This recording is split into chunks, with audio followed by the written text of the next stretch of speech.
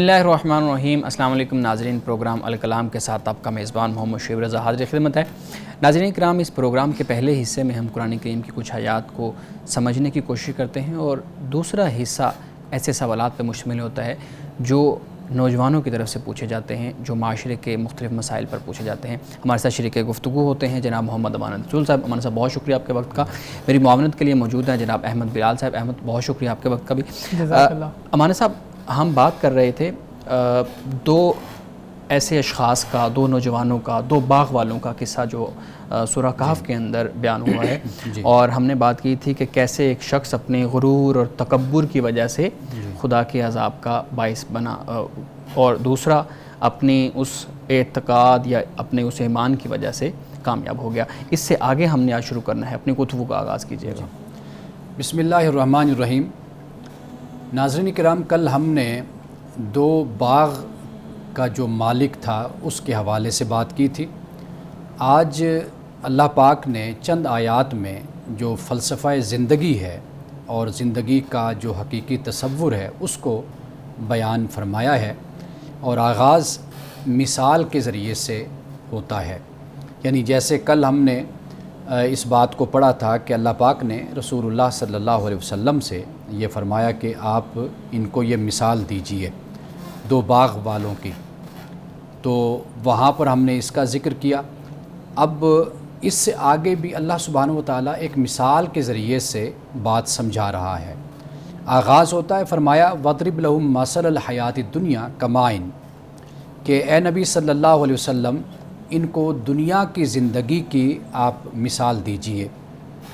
کَمَاءٍ أَنزَلْنَاهُ مِنَ السَّمَاءِ، کہ جیسے پانی ہے، یہ پانی آسمان سے نازل ہوتا ہے، فاختلط بِهِ نبات الارض، اور پھر اس سے زمین کی جو نباتات ہیں وہ خوب گھنی اور بہت اچھی ہو جاتی ہیں، فاصبح حشیما تزرع الرياح، اور پھر کیا ہوتا ہے، وہ ریزہ ریزہ بھی ہو جاتی ہیں اور پھر ہوائیں اس کو لے کر اڑتی رہتی ہیں۔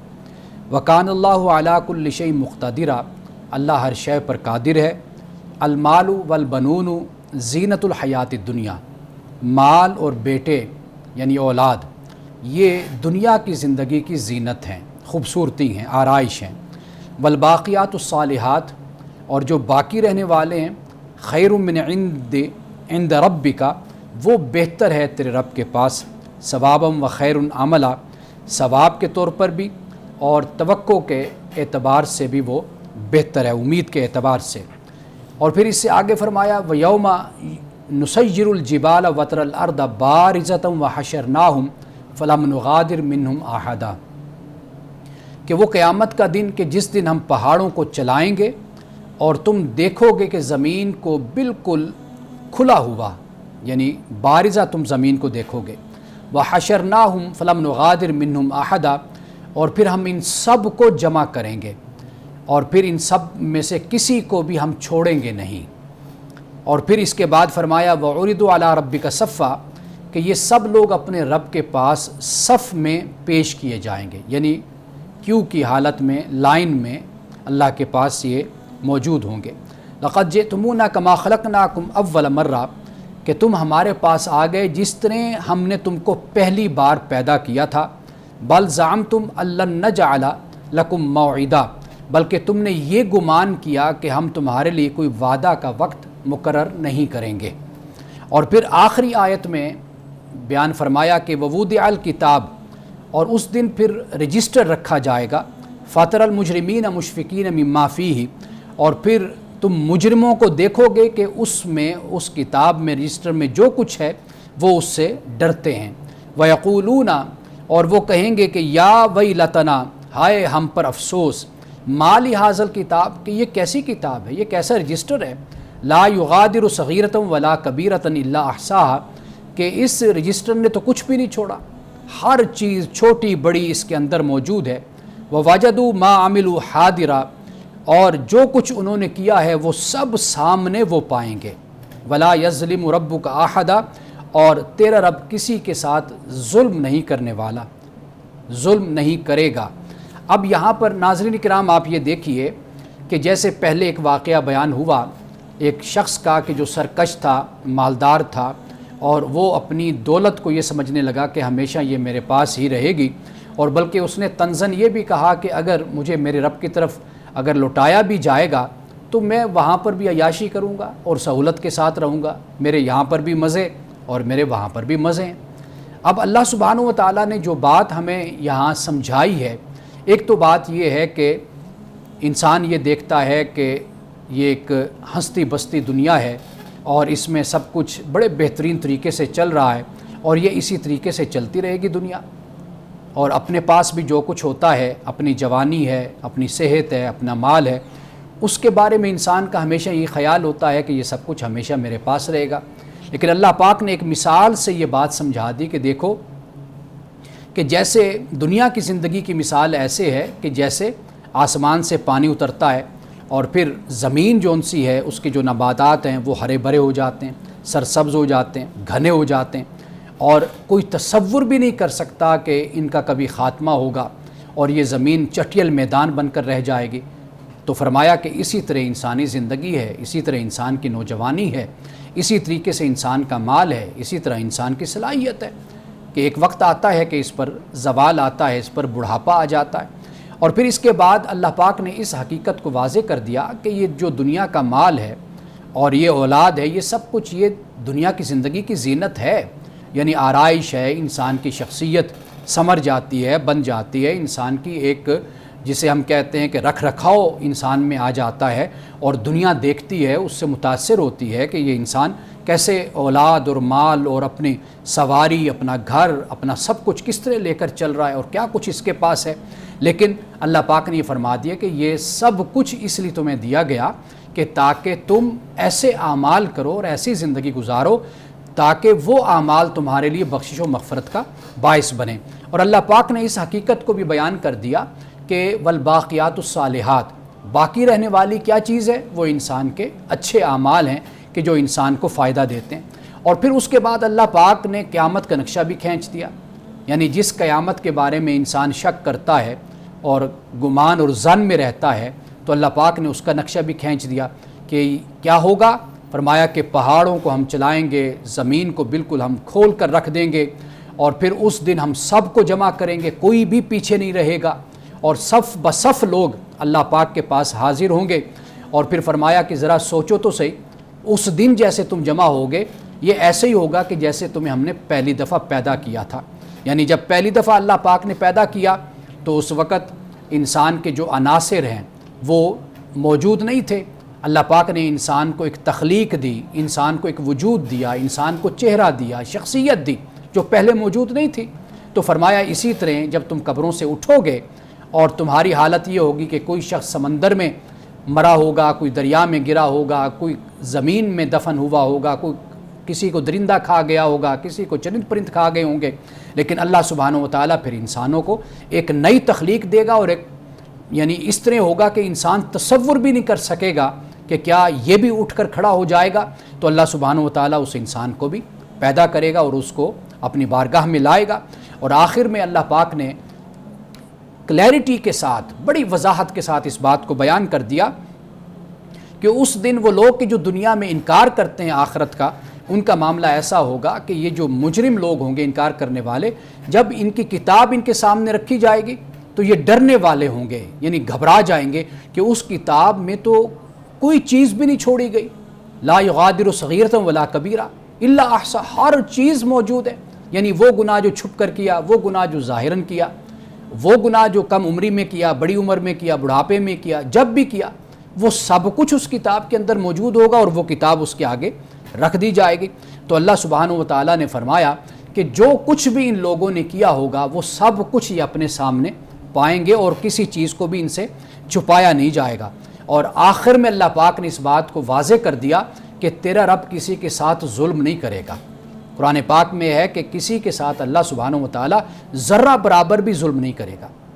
گویا کہ واضح کر دیا اس بات کو کہ انسان کو کل قیامت کے دن جو بھی نتیجہ ملے گا وہ اس کے اعمال کا نتیجہ ہوگا، حل جزاء الاحسان الا الاحسان، کہ اگر انسان اچھا کرے گا تو اس کا صلہ انسان کو اچھا ملے گا، اور اسی طرح من یعمل سوءا یجزا بہ، قرآن پاک بیان کرتا ہے جو برا کرے گا اس کو اس کی سزا اللہ کی بارگاہ میں ملے گی۔ تو یہاں پہ یہ رکوع بھی مکمل ہوتا ہے. اور اگر اسی فلسفے کو اور اسی بات کو اور انہی آیات کو اگر آپ پیش نظر رکھیں اور اس کو اس سے پہلے والے قصے کے ساتھ ملائیں تو مزید بات واضح ہو جاتی ہے کہ اللہ سبحانہ و تعالیٰ کس طریقے سے انسان کو اس دنیا میں بھی آزمائش کے لیے بھیجتا ہے اور جو کچھ بھی انسان کرتا ہے وہ سب کچھ پھر آخرت میں اس کے سامنے کس طریقے سے بالکل واضح طور پر آ جائے گا. ناظرین کرام یہاں پہ ایک بریک لیتے ہیں, ہمارے ساتھ رہیے گا.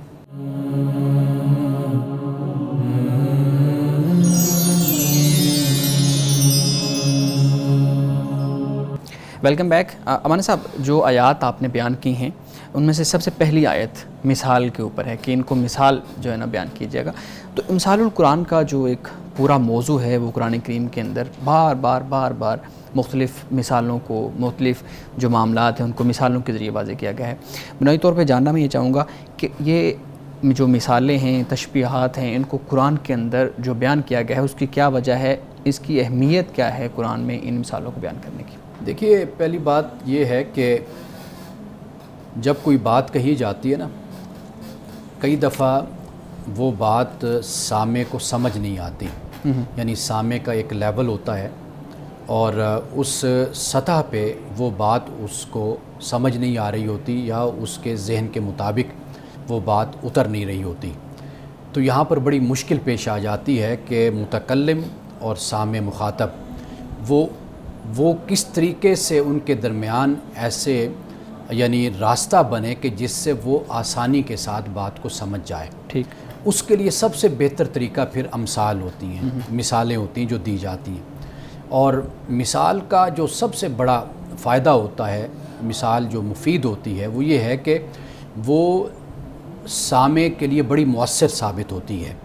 یعنی بات کو ایک مثال سے جب بیان کیا جائے تو وہ دل نشیں بھی ہوتی ہے, وہ اس کے دل میں اترنے والی بات بھی ہوتی ہے. قرآن مجید نے بھی بہت سی مثالیں دی ہیں اور پھر یہ ہے کہ رسول اللہ صلی اللہ علیہ وسلم نے بھی بہت سی مثالیں, یعنی احادیث کو ہم پڑھتے ہیں تو وہاں پر ہمیں ملتی ہیں.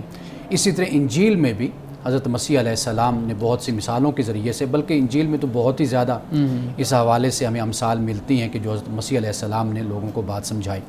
تو ایک تو بات کرنے والے کی گہرائی اور اس کی جو فقاہت ہوتی ہے اس کا بھی اندازہ ہوتا ہے, اس کی بصیرت کا. اور پھر یہ ہے کہ جو شخص سامنے ہے اس کے لیے وہ بات بہت آسان اور بہت سلیس ہو جاتی ہے. یعنی جیسے آپ دیکھیے کہ قرآن مجید نے کہا کہ مثل الذین ينفقون اموالهم فی سبیل اللہ کمثل حبۃ انبتت سبع سنابل فی کل سنبلۃ مئۃ حبۃ. اب آپ دیکھیے کہ کہا کہ مثال اس کی کہ جو خرچ کرتا ہے. اب وہ کیسی مثال ہے, وہ ایسے جیسے دانہ ہوتا ہے. اب اس دانے سے 7 بالیں اور ہر بالی میں جو ان سے 100 دانے ہیں تو یعنی 700 دانے بن گئے. تو 700 دانے سے مراد یعنی کہ جو خرچ کرتا ہے اللہ پاک کہتا ہے اس کو میں اس طرح اجر بڑھا دیتا ہوں. اب اس کے مقابل میں ایک شخص وہ ہے کہ جو دکھاوے کے لیے, نمود و نمائش کے لیے خرچ کرتا ہے, اللہ کے لیے خرچ نہیں کرتا. اب اس کی مثال یہ دی کہ اس کی مثال ایسی ہے کہ جیسے چٹان پر بارش ہوتی ہے, وہ چٹان کو بس صاف ستھرا بارش کر دیتی ہے. یعنی کہ وہ کوئی زرخیز زمین نہیں ہے کہ جس میں وہ پانی جائے اور وہ اس کو زمین جذب کر لے اور اس کو پھر فائدہ ہو. تو مثال سے بات جو ہے وہ بہت زیادہ انسان کو سمجھ آ جاتی ہے. قرآن پاک میں مشرکین کے حوالے سے, کفار کے حوالے سے, مومنین کے حوالے سے اللہ سبحانہ و تعالیٰ نے بہت سی مثالیں دی ہیں. اور یہ ایک ایسا اسلوب ہے, ایک ایسا انداز ہے کہ جس سے بات انسان کے دل میں اتر جاتی ہے, اس کو سمجھ آ جاتی ہے. ایک حدیث میں ہے کہ رسول اللہ صلی اللہ علیہ وسلم نے فرمایا کہ اللہ پاک نے قرآن پاک کو نازل فرمائے تو اس میں یہ وجہ ہیں. پہلی وجہ جو فرمائی وہ یہ کہ حلال قرآن میں بیان کر دیا, دوسرے حرام کو بیان کر دیا, تیسرا یہ کہ محکم کو بیان کر دیا, محکم آیات ہیں, چوتھا یہ کہ متشابہ کو بیان کر دیا, پانچواں یہ ہے کہ امثال کو اللہ پاک نے بیان کیا. تو امثال بھی ایک بڑا بھرپور ذریعہ ہے کہ جس کے ذریعے سے بات لوگوں کے دلوں میں اترتی ہے. بالکل صحیح ہے. اچھا, قرآن کریم کو اللہ رب العزت نے کہا کہ یہ لوگوں کی رہنمائی کے لیے ہے, اب سب کی رہنمائی کے لیے ہے. لیکن ایک آیت میں آپ کے سامنے رکھتا ہوں, وَتِلْكَ الْأَمْثَالُ نَضْرِبُهَا لِلنَّاسِ وَمَا يَعْقِلُهَا إِلَّا الْعَالِمُونَ. اب اس میں کہا گیا کہ کچھ مثالیں اللہ رب العزت ایسی بیان کرتا ہے جو صرف اہل علم کو سمجھ آتی ہیں، یعنی وہ کسی کو سمجھ نہیں آتی سوائے اہل علم کے. تو میں یہ جاننا چاہوں گا کہ کون سی ایسی مثالیں ہیں جو صرف اہل علم کو سمجھ آتی ہیں اور لوگ ان مثالوں کو سمجھنے کے لیے ڈیپینڈنٹ ہیں ان اسکالرز کے اوپر. دیکھیے یہاں پر جو عالم کا لفظ ہے نا، علم قرآن جب استعمال کرتے تو اس سے مراد وہی ہے، یعنی یہ وہ علم ہے کہ جو اس کو سمجھتا ہے کہ یہ خدا کی طرف سے اترا ہے، یہ اللہ کا کلام ہے، کتاب اللہ ہے، وہ پھر ان مثالوں سے سمجھتے ہیں. یعنی اب ان کے مقابل میں اگر آپ کفار کو رکھ کر دیکھ لیجئے، قرآن پاک نے کتنی مثالیں بیان کی ہیں، لیکن کفار کے کانوں پہ تو جوں بھی نہیں رہیں گے. بالکل بالکل. یعنی ضعف الطالب والمطلوب، کہا کہ بھئی یہ جو مکھی ہے، ذباب غالباً عربی میں اس کو کہتے ہیں، بھئی یہ جو مکھی ہے یہ اگر بیٹھ جاتی ہے کسی بت پہ جا کر تو وہ بت اس مکھی کو اڑا بھی نہیں سکتا، حالت اس کی یہ ہوتی ہے. اس طرح کر کے دوسری مثالیں دی. مثال کے طور پر ایک غلام وہ ہے کہ جس کا ایک آقا ہے، ایک غلام وہ ہے کہ جس کے کئی آقا ہیں. تو واضح بات ہے کہ جس کے کئی آقا ہوں تو وہ کوئی اس کی کارکردگی اور اس کی توجہ بہتر نہیں ہوتی، وہ اس بنسبت اس کے کہ جس کا ایک آقا ہے. یعنی اشارہ اس بات کی طرف ہے کہ اللہ سبحانہ وتعالیٰ کی ذات ایک ہے، کہ جیسے حضرت یوسف علیہ السلام نے ان کو کہا تھا کہ ارباب متفرقون خیر ام اللہ الواحد القہار، کہ کیا متفرق خدا بہتر ہیں یا ایک واحد قہار بہتر ہے. تو یہاں پر جو عالمون سے اشارہ ہے وہ اس بات کی طرف ہے کہ جو وحی کا علم رکھتے ہیں، ان کو پتہ ہے کہ یہ اللہ کا کلام ہے، وہ مثالوں سے سمجھ جاتے ہیں کہ اللہ کیا فرمانا چاہتا ہے. یعنی آپ اس کو یوں دیکھ لیجئے نا کہ ان اللہ لا یستحی ان یضرب مثلا ما بعوضۃ فما فوقها، فرمایا فاما الذین یعلمون انہ الحق من ربہم، کہ وہ لوگ جو جانتے ہیں یعنی عالم کہ یہ تو ان کے رب کی طرف سے حق ہے، لیکن وہ جو کافر ہیں فاما الذین کفروا فیقولون ماذا اراد اللہ بہذا مثلا، کہ اللہ تعالیٰ کا اس سے کیا ارادہ ہے، تو اب وہ کافر ہیں. تو یہاں پر یعلمون کا لفظ استعمال ہوا تو گویا کہ یہ وحی کا علم رکھنے والے ہیں نا، ان کو پتہ ہے یہ خدا کا کلام ہے، تو اس لیے وہ کہتے ہیں رب جو نازل کرتا ہے وہ حق اور وہ سچ ہے. لیکن کفار یہ کہہ رہے ہیں، تو یہ مثالیں جو سمجھ آتی ہیں نا وہ ان کو سمجھ آتے ہیں، یہ عالم لوگ ہیں تو یہ سمجھتے ہیں ان مثالوں. صحیح ہے صحیح. اس سے پھر یہ مغالطہ بھی، میں اسی لیے سوال کیا کہ مغالطہ پیدا ہو جاتا ہے کہ شاید یہ ڈیپینڈنٹ ہیں لوگ دوسروں کے اوپر قرآن سمجھنے کے لیے. اچھا ایک اور سوال، آپ نے جو آیات بیان کی ہیں اس میں ایک قیامت کا ذکر ہے، ٹھیک ہے، پہاڑوں کو وہ اس طرح بیان کیا جا رہا ہے، مثال دی جا رہی ہے کہ پہاڑ اس طرح ہو جائیں گے. اب ایک ڈیبیٹ یہاں پہ یہ بھی ہوتی ہے کہ جو اٹھنا ہے قیامت والے دن جب خدا اٹھائے گا وہ جسموں سے ہوگا یا صرف روح جو ہے وہ اس کو اٹھایا جائے گا اور اس کو خدا کے سامنے پیش کیا جائے گا. آپ کے اس کے اوپر کیا رائے ہے؟ دیکھیے قرآن مجید جب ہم پڑھتے ہیں نا وہ اس سے ہمیں یہ معلوم ہوتا ہے کہ انسان کا جو اٹھنا ہے وہ روح نہیں ہے، مع الجسد ہے، یعنی جسم کے ساتھ ہے. اگرچہ ہمارے ہاں اس پر لمبی ابحاث موجود ہیں، لیکن جہاں تک میرا مطالعہ ہے، جو میری تحقیق ہے، میں نے پڑھا ہے، تو مجھے یہی معلوم ہے کہ بھئی اللہ سبحانہ وتعالیٰ جب قیامت کے دن انسان کو اٹھائے گا تو وہ روح کا معاملہ صرف نہیں ہوگا، جسد کا معاملہ، جسم کا معاملہ بھی اس کے ساتھ ہوگا. وہ اس لیے کہ اللہ سبحانہ وتعالیٰ اگر انسانوں کے بارے میں یہ کہتا ہے کہ انسان جہاں پر بھی ہوں تو اللہ سبحانہ وتعالیٰ ان کو جمع کرے گا، ان کو اٹھائے گا اور نفخ ہوگا. تو جب ہم ان آیات کو مد نظر رکھتے ہیں کہ اللہ تعالیٰ انسانوں کو جمع کرے گا، لے کر چلے گا، یعنی جنتی ایمان والے اور جہنمی جو کفر والے ہیں ان کو کس طریقے سے ہانک کر یا کس طریقے سے ایک فرشتوں کے جلوس میں آپ کا یہ ان کو لایا جائے گا، وہاں پر جو کیفیت اور جو حالت قرآن پاک جس طرح بیان کرتا ہے تو اس سے معلوم یہی ہوتا ہے کہ انسان کا جو اٹھنا ہے وہ فقط روح کے ساتھ نہیں بلکہ جسم کے ساتھ ہے. اور پھر یہ دیکھیے کہ اللہ کو اس پر قدرت حاصل ہے بالکل کہ اس کے لیے کیا بعید ہے کہ وہ انسانوں کو جب اٹھائے تو وہ انسانوں کو ان کے جسموں کے ساتھ اور ان کے روحوں کے ساتھ ان کو اٹھائے اور اپنی بارگاہ میں لائے. بالکل اللہ رب العزت کے لیے تو کوئی بعید نہیں ہے. اچھا ایک انہی آیات کے اندر آپ نے بات کی ہے جس میں کہا گیا کہ جو اولاد ہے اور مال ہے یہ فتنہ ہے، ٹھیک ہے، جبکہ دوسری جگہ پہ ہم دیکھتے ہیں قرآن کریم کے اندر جو مال ہے اس کو خیر بھی کہا گیا اور زینت کے لیے بھی کہا گیا کہ یہ زینت انسان کے لیے ہم نے جو ہے نا وہ اس کو رکھا ہوا ہے. دوسری طرف اولاد کو فتنہ کہا گیا، جبکہ ہم دیکھتے ہیں کہ انبیاء نے بھی، حضرت زکریا کا ہمیں واقعہ ملتا ہے کہ انہوں نے اپنی اولاد کے لیے دعا کی اللہ رب العزت سے کہ ہم مجھے بیٹا عطا فرما. تو یہ تو دو چیزیں ایسی تضاد میں آ رہی ہیں کہ ایک طرف اس کو فتنہ کہا جا رہا ہے، دوسری طرف انبیاء کا عمل اور ہے، ایک طرف مال کو فتنہ کہا جا رہا ہے، دوسری طرف اس کو خیر کہا جا رہا ہے۔ اچھا، آپ تو فتنہ کی بات کر رہے ہیں، قرآن پاک نے تو دشمن بھی کہا ہے بالکل ایک مقام پر۔ یہ جو فتنہ اصل لفظ ہے نا، یہ اتنا وہ برا لفظ نہیں ہے جیسے ہمارے معاشرے میں فتنہ لفظ بولا جاتا ہے۔ اصل میں فتنہ اس کو کہتے ہیں کہ وہ اپنے وجود کے اندر تو اس میں خیر ہوتی ہے، لیکن وہ انسان اس کو غلط بھی استعمال کر سکتا ہے۔ ٹھیک ہے، یعنی وہ انسان کے لیے ایک آزمائش بھی بن سکتا ہے، انسان کے لیے ناکامی نامرادی کا باعث بھی بن سکتا ہے۔ تو مثال کے طور پر جب قرآن کہتے ہیں انما اموالکم واولادکم فتنہ، کہ تمہارے مال اور تمہاری اولاد آزمائش ہے، یعنی اس سے مراد یہی ہے کہ انسان اپنے اس مال کے لیے، اس اولاد کے لیے کیا کچھ حرام کرنے کے لیے بھی تیار ہو جاتا ہے، اپنے اولاد کے سکون کے لیے، ترقی کے لیے، اور اس مال کے حصول کے لیے انسان اپنا خون بھول جاتا ہے، اپنے بھائی کو بھول جاتا ہے، اپنے بڑوں کو، چھوٹوں کو بھول جاتا ہے۔ آپ دیکھیے ایسے ایسے واقعات رونما ہوتے ہیں کہ اولاد اپنے باپ کو قتل کر دیتی ہے، کروا دیتی ہے، اسی مال کی وجہ سے کرواتی ہے نا۔ تو ایسے واقعات بھی ہمارے سامنے آتے ہیں۔ تو یہاں پر اس لیے کہا گیا کہ اولاد فتنہ ہے وہ یا مال فتنہ ہے، تو وہ یہ مراد نہیں ہے کہ فتنے سے جو ہمارے معاشرے میں بولا جاتا ہے، اس سے مراد آزمائش مراد ہے۔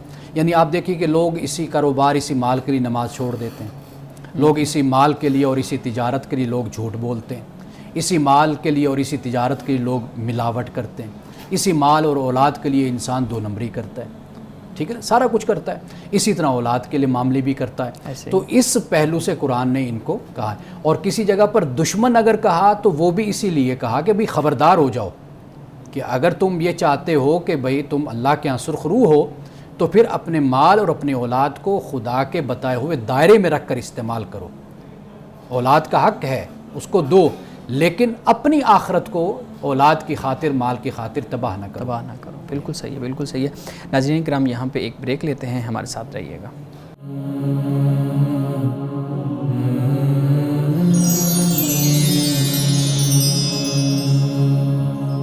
Welcome back. اچھا مولانا صاحب، ہم بات کر رہے تھے اولاد اور مال کو فتنہ قرار دیا ہے، اور اس پہ میں نے آپ کے سامنے بھی رکھا کہ ہمیں قرآن کریم حضرت زکریا کا واقعہ بیان کرتا ہے، اور پھر رسول اللہ صلی اللہ علیہ وآلہ وسلم اپنی اولاد کے ساتھ کتنا پیار اور محبت، کہ اپنے بچوں کی جو وفات ہے اس کے اوپر آپ کے آنسو نکل آئے، پھر اپنی بیٹی کے لیے کھڑے ہو جاتے ہیں۔ تو اچھا، میں یہ سمجھنا یہ چاہ رہا ہوں کہ کہاں پہ جا کے یہ اولاد فتنہ وہ سٹیج پہ آ جاتی ہے کہ انسان کے لیے یہ جو آیت ہے کہ مال اور اولاد فتنہ ہے، یہ آیت جو ہے نا وہ پوری ہو جائے، تو کس سٹیج پہ آ کے یہ چیز ہو جاتی ہے؟ حدیث پاک ہے کہ لا طاعت المخلوق فی معصیت الخالق، کہ مخلوق کی اطاعت میں خالق کی معصیت نہیں ہے۔ یہ بنیادی بات ہے، یہ ہمارے ذہن میں رہنی چاہیے۔ اولاد کا اپنا ایک دائرہ ہے، مال کا اپنا دائرہ ہے۔ اللہ سبحانہ و تعالیٰ کی ذات ان سب سے بلند ہے، ماورا ہے، اور ان سب پر غالب ہے۔ یعنی ہم نے اولاد اور مال کو بھی اگر ہم نے دیکھنا ہے تو وہ خدا کے دیے ہوئے حکم کی روشنی میں دیکھنا ہے، کہ کہاں پر ہم اللہ تعالیٰ کے حکم کی عدولی کرتے ہیں، کہاں پر نافرمانی کرتے ہیں، اور کہاں پہ ہم اللہ تعالیٰ کے حکم کی فرما برداری کر رہے ہیں۔ تو وہ جو قرآن پاک نے کہا نا کہ قل ان کان آباؤکم وابناؤکم وازواجکم وعشیرتکم واموال اقترفتموها وتجارۃ تخشون کسادها ومساکن ترضونها احب الیکم من اللہ ورسولہ۔ یہ اصل بنیاد ہے کہ اگر دونوں میں ٹکراؤ ہو تو پھر آپ نے چننا کس کو ہے؟ وہ خدا کی ذات ہے، اللہ تعالیٰ کے حکم کو۔ اس کے لیے بنیادی بات یہ ہے کہ مسلمان اپنی تربیت کرے۔ قرآن نے کہا قد افلح من زکاہا وقد خاب من دساہا، کامیاب وہ ہوا جس نے اپنا تزکیہ کیا، اور نقصان میں وہ رہا کہ جس نے اپنے نفس کو گندہ کر لیا، پراگندہ کر لیا۔ تو بنیادی بات یہی ہے کہ جب انسان اپنی ذات، فرد اپنی تربیت کرتا ہے تو پھر اس کا معاملہ پھر آگے بڑھتا ہے۔ اس لیے حکمت کے ساتھ ضرور انسان کو چلنا چاہیے۔ رسول اللہ صلی اللہ علیہ وسلم کی سیرت سے معلوم ہوتا ہے حکمت کے ساتھ آپ اپنی اولاد کی تربیت کریں، سارے معاملات لے کر چلیں، لیکن جہاں خدا کا حکم اٹل ہے تو وہاں پر پھر خدا کے حکم کو ہر صورت میں ترجیح اور اسی کو پریفرنس حاصل ہے۔ بالکل صحیح ہے۔ اسی صورت میں پھر یہاں پہ آ کے پھر جو اولاد اور مال کی محبت ہوتی ہے وہ فتنہ بن جاتی ہے۔ بالکل ٹھیک ہے۔ بلال صاحب، آپ کے پاس بھی کچھ سوالات ہوں گے، پلیز ہمارے سامنے رکھیے گا۔ جی بہت شکریہ. آج قیامت اور اخروی زندگی کی باتیں چل رہی ہیں. میں بھی اسی متعلق کچھ پوچھنا چاہتا ہوں. سوال یہ ہے کہ ایک شخص کا انتقال ہو جاتا ہے. عمومی طور پر دیکھا جاتا ہے کہ جب انسان فوت ہوتا ہے تو اس کے جسم کے جو آثار ہیں وہ بھی کچھ نہ کچھ تبدیل ہوتے ہیں. عام طور پہ چہرے کو بڑا زیادہ اگر دیکھا جائے تو چہرے کے بارے میں یہ کہا بھی جاتا ہے کہ فلاں کا چہرہ ایسے ہو گیا تھا, فلاں کا چہرہ ایسے ہو گیا تھا. بعض اوقات یہ کہا جاتا ہے کہ سیدھا نہیں ہو رہا تھا چہرہ, یا اس کو قبلہ رخ کر رہے تھے وہ نہیں ہو رہا تھا. تو میں یہ پوچھنا چاہتا ہوں کہ اگر انسان کے انتقال کے بعد اس کے چہرے کے تاثرات یا آثار جو ہیں وہ بگڑ جائیں تو کیا اس سے یہ جسٹیفائی کیا جا سکتا ہے کہ یہ کوئی بد کردار شخص تھا یا کوئی بہت ہی اچھا شخص تھا؟ اس بارے میں آپ بتائیے گا. دیکھیے, قرآن سے اور رسول اللہ صلی اللہ علیہ وسلم کی احادیث سے جو ہمیں معلوم ہوتا ہے وہ یہ ہے کہ یہ تو سب کچھ معاملہ آخرت کے ساتھ ہے. جی. دنیا میں کوئی بھی صورت ایسی نہیں ہے کہ جس کی بنیاد پر ہم یہاں بیٹھ کر یہ فیصلہ دیں. خاص طور پر ہم جی پیغمبر علیہ الصلوۃ والسلام کا مقام و مرتبہ تو بہت بلند ہے, وہ معاملہ نہیں ہے. آپ علیہ السلام جو فرمائیں گے وہ اللہ تعالیٰ کسی نہ کسی شکل میں آپ کو وحی کرتا ہے. جی بالکل. اور آپ علیہ السلام بصیرت سے اور اللہ تعالیٰ کے عطا کردہ نور سے آپ دیکھتے ہیں اور آپ فیصلہ فرماتے ہیں یا آپ رائے دیتے ہیں, وہ تو بالکل دوسرا معاملہ ہو جاتا ہے.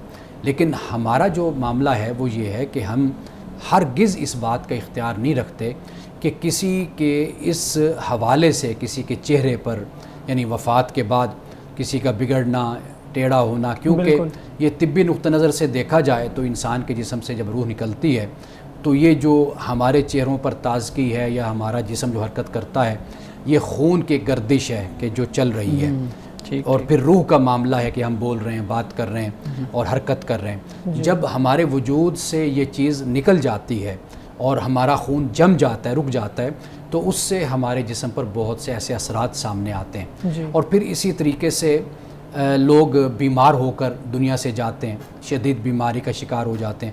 میں نے بہت خوبصورت لوگ دیکھے ہیں, ان کی نوجوانی دیکھی, ان کی جوانی دیکھی. بیماری سے پہلے اچانک جب ان کو معلوم ہوا کہ کینسر ہو گیا, معلوم ہوا کہ اب وہ تیسری سٹیج پر, تھرڈ سٹیج پر پہنچے ہوئے ہیں, لاسٹ سٹیج ہے ان کی, اس پر پہنچے ہوئے ہیں. تو پھر جب ان کی وفات ہوئی تو وہ ہم نے دیکھا کہ ان کی خوبصورتی اور سب کچھ چھن گیا ان کا. تو میرا خیال ہے کہ ایک تو یہ بات ہمیں مد نظر رکھنی چاہیے, اور دوسری بات یہ کہ ہمیں خدا سے ڈرنا چاہیے, اس لیے کہ ایک شخص جو دنیا سے چلا گیا اس کا معاملہ خدا کے حضور ہے, اب اللہ جانے اور وہ بندہ جانے. اور تیسری بات یہ ہے کہ جو سب سے اہم بات ہے وہ یہ ہے کہ ہمارا حشر کیا ہونا ہے, ہمارا حال کیا ہونا ہے. ممکن ہے کہ وہ شخص جو دنیا سے چلا گیا وہ توبہ کر کے گیا ہو, ممکن ہے کہ اس کا ماضی ایسا ہو کہ جس کی بنیاد پر آپ یہ بات کہہ رہے ہیں. آپ کو کیا پتہ, اللہ کے اور بندے کا معاملہ ہے, اس کو تنہائی کا وقت ملا ہو, خلوت کا ملا ہو, وہ اللہ کی بارگاہ میں رویا ہو, گڑ گڑایا ہو, اس نے اپنے گناہوں کی معافی مانگ لی ہو. تو رب رحیم و کریم ہے, وہ تو بندے کے ماضی کو دیکھتا ہی نہیں ہے کہ میرا بندہ ماضی میں کیسا تھا, وہ دیکھتا ہے میرا بندہ اب کیسا ہے. تو اس لیے ہمیں اپنی عاقبت خراب نہیں کرنی چاہیے دوسروں کے حوالے سے اس طرح کے غلط کومنٹس دے کر. سر ہمارے ہاں تو اللہ تعالیٰ معاف فرمائے, اگر کسی شخص کی قبر کی کھدائی کے دوران کوئی سانپ یا کوئی بچھو یا کوئی اس طرح کی چیز نکل آئے تو لوگ اس کی مغفرت کی دعا بھی بعض لوگ تو نہیں کرتے, وہ یعنی کہہ دیتے ہیں کہ اتھینٹک ہے کہ یہ بندہ گناہ گار ہے اور اس کو قبر میں عذاب ہی ملے گا. بہت شکریہ. میں ایک یہ بھی پوچھنا چاہوں گا آپ سے کہ مردے کی تدفین کے بارے میں یہ روایت بھی ملتی ہے, کہا جاتا ہے کہ اس کو جلد دفنا دینا چاہیے. تو یہ جلد دفنا دینے میں کیا کیا چیزیں شامل ہیں؟ یعنی بعض اوقات تو میں نے یہ بھی دیکھا میت کو لے کر بھاگا جاتا ہے, اور بعض اوقات یہ دیکھا ہے کہ کسی کا بھی انتظار نہیں کیا جاتا اور اس کو جلد دفنایا جاتا ہے. اس بارے میں وضاحت کیجیے. دیکھیے, اس کا جو معاملہ ہے نا وہ یہ ہے کہ جب جلد کی بات حدیث پاک میں آتی ہے, حضور علیہ السلام نے فرمایا ایک بات تو یہ کہ انسان کا اب تعلق اس دنیا سے کٹ گیا, ٹھیک ہے, اور اب اس کے اعمال کا سلسلہ منقطع ہو گیا. اب یوں سمجھیے کہ اب یہ اس دنیا کا باشندہ نہیں رہا, اب یہ اگلی دنیا کا باشندہ ہو گیا. تو لہٰذا ایک تو سلسلہ ختم. اب حکم یہ ہوتا ہے کہ جب انسان وفات پا گیا تو اس کو جلدی اس کے مقام تک پہنچا دیا جائے. اور ہمارے ہاں جو بے وجہ تاخیر کی جاتی ہے وہ تاخیر نہیں ہونی چاہیے. یعنی مثال کے طور پر کوئی باہر سے آ رہا ہے, جب امریکہ سے آ رہا ہے, کوئی کینیڈا سے آ رہا ہے, اور کئی دن جو ہے وہ اس کو پھر سرد خانے میں رکھا جاتا ہے, تو یہ رویہ درست نہیں ہے. حضور علیہ السلام نے جو یہ فرمایا, یہ در حقیقت جو بے وجہ اور بے سبب اور خام خواہ انتظار کروایا جاتا ہے. مثلا اگر بیٹا آ بھی جائے, بیٹی باہر سے آ بھی جائے, تو اب وہ باپ کو زندہ تو نہیں کر سکتے, اب تو دنیا سے چلے گئے.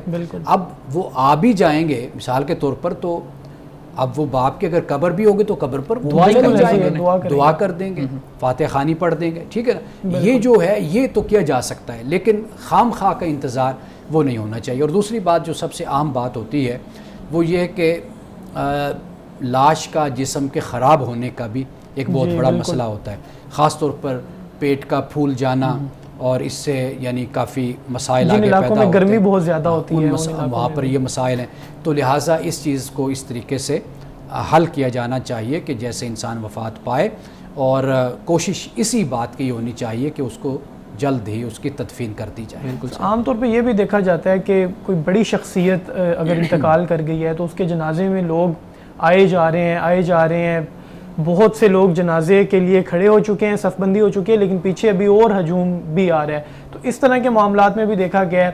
اور خاص طور پر امام صاحب پھر جنازہ پڑھانے سے پہلے کوئی 10 منٹ 15 منٹ کا خطاب کرتے ہیں, تو جو کھڑے ہیں ان کو مزید تاخیر بھی ہوتی ہے. تو یہ بھی ایک بڑا اگر جنازے کے موقع پر اگر کوئی گفتگو کرتا ہے تو اس میں کوئی حرج نہیں ہے. یعنی یہ موقع ہوتا ہے, دل نرم ہوتے ہیں, اللہ کی طرف متوجہ ہوتے ہیں, تو لوگوں کو کوئی اصلاح کی بات بتا دی جائے, کوئی نیکی کی بات بتا دی جائے. سچویشن ایسی بنی ہوتی ہے. بہت سے لوگ ہوتے ہیں کہ جو پھر گناہوں سے باز بھی آ جاتے ہیں ایسے موقعوں پر, تو اس میں تو کوئی حرج نہیں ہے کہ اگر کوئی تلقین کر دی جائے, کوئی تبلیغ کر دی جائے. باقی معاملات میں دیکھا جائے کہ جتنا جلدی ہو سکے. ہاں پھر یہ ہوتا ہے کہ جیسے آپ نے کہا کہ کوئی بڑی شخصیت ہے, تو پھر اس کا معاملہ یہ ہونا چاہیے کہ آپ لیٹ نہ کریں, تدفین ہو جائے. تو بے شک پھر بعد میں آپ کو معلوم ہے کہ ہمارے ہاں نماز جنازہ بعد میں بھی ادا کی جاتی ہے, اسے غائبانہ نماز جنازہ بھی اس کو کہا جاتا ہے, غائبانہ نماز جنازہ بھی ادا کر سکتے ہیں. جی بالکل. جی ناظرین کرام, یہاں پہ ایک بریک لیتے ہیں, ہمارے ساتھ رہیے گا.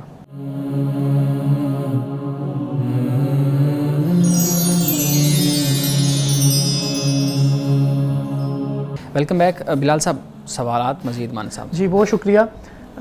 مردے کی تدفین اور اس حوالے سے اخروی زندگی کی باتیں چل رہی ہیں, تو میں قبر کے عذاب کے متعلق کچھ پوچھنا چاہوں گا کہ قبر کے عذاب کو پورٹرے کیا جا سکتا ہے یا نہیں کیا جا سکتا. ہمیں علماء کے بیانات اور کتابوں میں قبر کے عذاب کی مختلف صورتیں بیان کی جاتی ہیں, تو کیا آپ کیا سمجھتے ہیں, قبر کے عذاب کو تصور بھی کیا جا سکتا ہے یا نہیں کیا جا سکتا؟ اور ایک اہم بات کہ مختلف فلمز بھی بنائی گئی ہیں قبر کے عذاب پہ, اس بارے میں بھی آپ بتائیے گا, ان کا کیا جواز ہے؟ دیکھیے, پہلی بات تو یہ ہے کہ قبر کے عذاب کے حوالے سے رسول اللہ صلی اللہ علیہ وسلم کی احادیث ہمیں ملتی ہیں, اور جس سے ہمیں یہ معلوم ہوتا ہے کہ ان احادیث کو اگر رسول اللہ صلی اللہ علیہ وسلم کی حیات مبارکہ میں دیکھا جائے کہ آپ موجود ہیں اور اللہ سبحانہ و تعالیٰ کی وحی اتر رہی ہے, آپ پیغمبر ہیں, آپ لوگوں کو, اپنے وقت کے لوگوں کو اس بات سے آگاہ کر رہے ہیں کہ بھئی میں موجود ہوں, میں دیکھ رہا ہوں کہ فلاں کو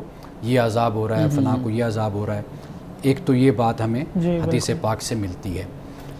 دوسری بات یہ ہے کہ رسول اللہ صلی اللہ علیہ وسلم کے زمانے میں جو کافر تھے اور جنہوں نے وحی اترتے ہوئے دیکھا, آپ علیہ السلام کو دیکھا, کوئی اور پیغمبر جیسے حضرت موسیٰ ہیں, حضرت عیسیٰ ہیں, اور دیگر پیغمبر ہیں, ان کی زندگی میں وہ لوگ موجود تھے اور پھر انہوں نے نافرمانی کی.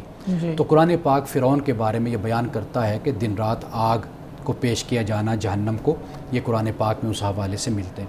یعنی ایک بات وہ ہے کہ جو بالکل کلیئرٹی کے ساتھ کیٹاگوریکلی موجود ہے اس پیغمبر کی زندگی میں, جو وہ پیغمبر موجود ہے تو اس نے بتایا کہ بھئی دیکھو اگر تم یہ کرو گے تو تمہارے ساتھ یہ ہوگا. اور جو چلے گئے, اگر کوئی زندگی میں کوئی نافرمانی یا کوئی ایسا معاملہ تھا تو وہ قبر کی زندگی سے پھر پیغمبر نے آگاہ کر دیا, بتا دیا کہ بھئی ایسا ہوگا.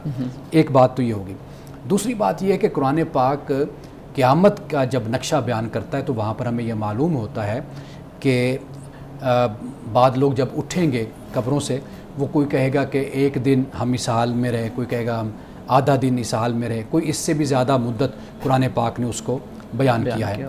ہم جب یہ ساری احادیث اور قرآن کی آیات کو مد نظر رکھتے ہیں تو ہمیں ایک تو اندازہ یہ ہوتا ہے کہ رسول اللہ صلی اللہ علیہ وسلم کی زندگی سے متعلق آپ کے حیات مبارکہ میں جو لوگ کافر تھے یا کوئی غلطی کوئی جس کی طرف رسول اللہ متوجہ کرنا چاہتے تھے کہ یہ بڑا گناہ ہے اس سے تم اپنے آپ کو بچاؤ تو اس سے آگاہ کر دیا گیا. ایک تو یہ بات ہمارے سامنے آ جاتی ہے. ہمیں یہ بھی معلوم ہوتا ہے کہ بھئی ایسے لوگ بھی ہوں گے کہ قیامت کے دن وہ اٹھائے جائیں گے اور ان کا سارا وقت ایسے گزر جائے گا جو ایک دن کی طرح یا آدھے دن کی طرح ہوگا. لیکن میں اپنی طرف سے ایک بات جو میں سمجھا ہوں جو مجھے سمجھ آتی ہے وہ یہ ہے کہ جیسے ایک شخص ہوتا ہے نا کہ جس نے امتحان کی بڑی اچھی تیاری کر رکھی ہوتی ہے اور ابھی وہ ایگزامینیشن ہال میں داخل نہیں ہوتا.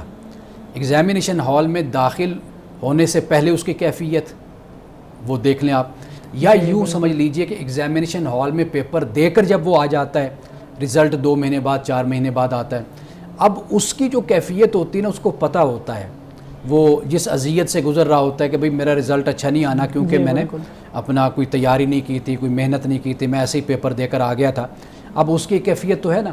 اسی طرح وہ شخص کے جس نے بہت اچھے طریقے سے تیاری کی ہے اور وہ جب رزلٹ آتا ہے اس کو کچھ نہ کچھ اپنا اندازہ ہوتا ہے کہ یار میں انشاءاللہ اچھے نمبروں سے یا میں پاس ہو جاؤں گا, میں نکل جاؤں گا. اب یہ دونوں کیفیتیں ہیں.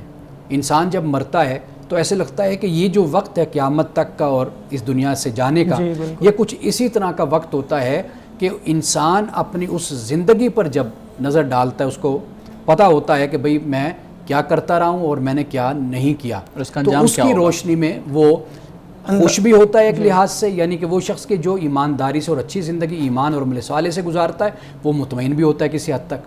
اور اسی طریقے سے وہ شخص کے جو نافرمانی کرتا ہے, فسق و فجور کرتا ہے, وہ جس کیفیت میں ہوتا ہے وہ اسی کیفیت میں اپنے اس برزخ میں وہ گزرتا رہتا ہے. تو مجھے ایسا لگتا ہے کہ اس سے مراد شاید یہی وہ زندگی ہے, یہ وہی معاملہ ہے کہ جو ان دونوں انسانوں پر اس حال میں اور اس اوقات میں اور اس زمانے میں گزرتا ہے اور گزرے گا. سر آپ کی نا بات سے ایک سوال ذہن میں آ رہا ہے. قیامت کے دن حساب کتاب ہونا ہے اور جس کے نیک اعمال زیادہ ہوں گے وہ جنت میں جائے گا, جس کے نیک اعمال کم ہوں گے, برائیاں زیادہ ہوں گی, ان کو جہنم میں ڈالا جائے گا. سوال یہ ذہن میں پیدا ہوتا ہے کہ یہ تو فیصلہ قیامت کے دن ہونا ہے. اب ایک بندہ جس کے نیک اعمال زیادہ ہوں گے اس نے جنت میں جانا ہے, کیا قبر میں اس کو عذاب ملے گا اس کی برائیوں کے بدلے؟ دیکھیں جس شخص نے جانا ہے جنت میں, جن کے نیک اعمال زیادہ ہیں, اس سے اگر کوئی معاملہ ہوا, آپ نے اصل میں میری پہلی گفتگو اس پر فوکس نہیں کیا, کافی حد تک جواب تھا, اس پر اگر آپ توجہ کریں نا, میں تو آپ کو یہ بتایا اسی گفتگو سے سوال ذہن میں یہی آیا جو یہ معاملہ ہے اس کا تو نتارہ قیامت کے دن ہی ہونا ہے, ایسے ہی ہے کہ جو بھی صورت ہے. لیکن انسان کا اطمینان, عدم اطمینان, انسان کی پریشانی اور انسان کا اپنے کردار کی روشنی میں, اخلاق اور ماضی کی روشنی میں اس کا پریشان ہونا, یہ شاید یہ وہ تکلیف ہے, وہ اذیت ہے جس سے ایک مرنے والا قیامت تک گزرتا رہتا ہے اور اس خوشی میں بھی وہ اپنا وقت گزارتا ہے. آخری سوال میں پوچھنا چاہوں گا. ہمیں یہ بھی روایات ملتی ہیں کہ فلاں شخص بغیر حساب و کتاب کے جنت میں جائے گا, اور شہداء کے بارے میں بھی روایات ملتی ہیں. اب سوال تھوڑا سا اسی سے ریلیٹڈ ہے, لیکن یہ ایک سوال پیدا ہوتا ہے ذہن میں کہ جن لوگوں نے بغیر حساب و کتاب کے جنت میں جانا ہے پھر ان کے ساتھ کیا معاملہ ہوگا قبر میں؟ میں وہی پھر عرض کر چکا نا کہ نہیں, لیکن وہ کلیئرٹی اس طرح کی نہیں مل رہی جواب میں, کہ یعنی ایک وہ شخص جس نے قیامت والے دن جس کا فیصلہ ہونا ہے, شہداء کی آپ بات کر رہے ہیں, شہداء کی ہے جن کے بارے میں روایات ملتی ہیں کہ وہ بغیر حساب و کتاب کے جنت میں جائیں گے, یعنی اس کا فیصلہ تو قیامت والے دن ہونا ہے ان کے اعمال کے بنا پر. لیکن قبر میں یہ ایک یعنی رہتا ہے ذہن میں سوال کہ پھر قبر میں کیا ہوگا ان کے ساتھ. دیکھیے واضح بات ہے کہ ان کے لیے خصوصی پروٹوکول ہوگا کہ جنہوں نے اللہ کے دین کے لیے اپنی جان قربان کر دی, جیسے صحابہ کرام رضوان اللہ تعالی علیہ مجمعین کی شخصیات ہیں, جیسے اللہ کے بہت سے نیک بندے. کہا جاتا ہے کہ جنت میں یعنی جنت کی ایک کھڑکی قبر کی جانب کھول دی جائے گی, یا جہنم کی ایک کھڑکی قبر کی جانب کھول دی جائے گی. یہ تو وہی معاملہ ہے نا کہ جو ہم نے امثال پر بات کی, تمثیل پر بات کی, کہ جہاں پر یہ بات سمجھائی گئی کہ تکلیف جو ان سی ہے وہ آپ کو اسی طرح ہوگی کہ جو فاسق و فاجر ہے اس کے لیے کھڑکی کھل جاتی ہے, اور جو نیکوکار اور اچھا انسان ہے اس کے لیے ایسے جنت کے دروازہ کھل جائے. یہ کھڑکی کھلنے والی بات حقیقت ہے. یعنی امثال سے جو بات واضح کی ہے وہ انسان کا سکون، اطمینان اور انسان کی پریشانی اور تکلیف ہے جس کو اس طریقے سے بیان مثال کے طور پہ یہ بات کی گئی ہے جو بلال صاحب کہہ رہے ہیں. مولانا صاحب وقت ہو جاتا ہے ہماری حدیث کا، پلیز. آج کی حدیث بہت اہم ہے. حضرت عائشہ صدیقہ رضی اللہ تعالی عنہا اسے روایت کرتے ہیں کہ رسول اللہ صلی اللہ علیہ وسلم کے حجرے کے سامنے دو لوگ آپس میں جھگڑ رہے تھے. اب ان میں سے ایک تو قرض خواہ تھا اور دوسرا جو ان سے ہے وہ مقروض تھا. اب وہ جو مقروض تھا وہ یعنی یہ ہمت نہیں رکھتا تھا کہ وہ قرض اسی وقت ادا کر سکے. اب قرض خواہ نے کہا کہ واللہ افعلو، یعنی جب اسے کہا گیا کہ بھئی آپ ذرا تھوڑا سا نرمی کا رویہ اختیار کریں، کچھ کمی کر دیں، تو اس نے کہا کہ اللہ کی قسم میں کم نہیں کروں گا. تو رسول اللہ صلی اللہ علیہ وسلم اپنے حجرے سے باہر تشریف لائے اور آپ نے یہ فرمایا کہ یہ کون شخص ہے کہ جو قسم کھانے والا ہے، جو اللہ کی قسم کھا کر کہتا ہے کہ میں نیکی نہیں کروں گا. یعنی جب کہا گیا بھی قرض کو کم کر دو تو یہ نیکی کا کام تھا، تو کہا کہ بھی یہ کون سا شخص ہے کہ جو قسم کھا کر یہ کہتا ہے بھی میں نیکی نہیں کروں گا. تو پھر وہ شخص آپ کی خدمت میں حاضر ہوتا ہے، سامنے آتا ہے اور وہ نرم پڑ جاتا ہے، یعنی خاموش ہو جاتا ہے. تو رسول اللہ صلی اللہ علیہ وسلم کی خدمت میں وہ پھر بولتا ہے کہ وہ شخص میں ہوں اے اللہ کے رسول، اب اس کے لیے وہی ہے جو یہ پسند کرے. یعنی جب رسول اللہ نے صحابی کی توجہ اس طرف دلائی کہ دیکھو آپ جو بول رہے ہو یہ گویا کہ اپنے آپ کو نیکی سے روک لینا ہے، اور نیکی سے کبھی بھی رکنا نہیں چاہیے انسان کو پھر قسم کھا کر. تو پھر اس کے بعد وہ صحابی عرض کرتے ہیں یا رسول اللہ میں اسی پر ہی راضی ہوں جس پر یہ مقروض راضی ہے. تو اس سے ایک بات سمجھ آتی ہے کہ اگر کوئی شخص ہمارا مقروض ہوتا ہے، ہم نے اگر اس کو کچھ رقم دے رکھی ہوتی ہے تو پھر ہمیں چاہیے کہ ہم اس کے ساتھ نرمی کا معاملہ رکھیں، اس کے ساتھ سختی کا معاملہ نہ رکھیں. ہاں اگر ہمارے پاس وسعت نہیں ہے تو بے شک ہم اس سے قرض ضرور واپس لیں. اگر وسعت ہے تو پھر ہمیں چاہیے کہ اس کے قرض میں ہم کمی کر دیں، کیونکہ کمی کرنے پہ اللہ سبحانہ و تعالیٰ انسان کو رزق میں، دولت میں اور مال میں وسعت عطا فرماتا ہے. بہت شکریہ مانند صاحب، متلل انداز میں آپ نے قرآن کریم کی آیات کا منشا بیان کیا، حدیث بیان کی. بہت شکریہ بلال صاحب آپ کے سوالات کا. ناظرین کرام، اس دعا کے ساتھ پروگرام کا اختتام کریں گے. اللہ رب العزت حسن کلام اور تاثیر کلام عطا فرمائے، ہماری زبان کی گروں کو کھول دے اور سننے والوں تک خیر کا پیغام پہنچے. اجازت دیجیے، خدا حافظ.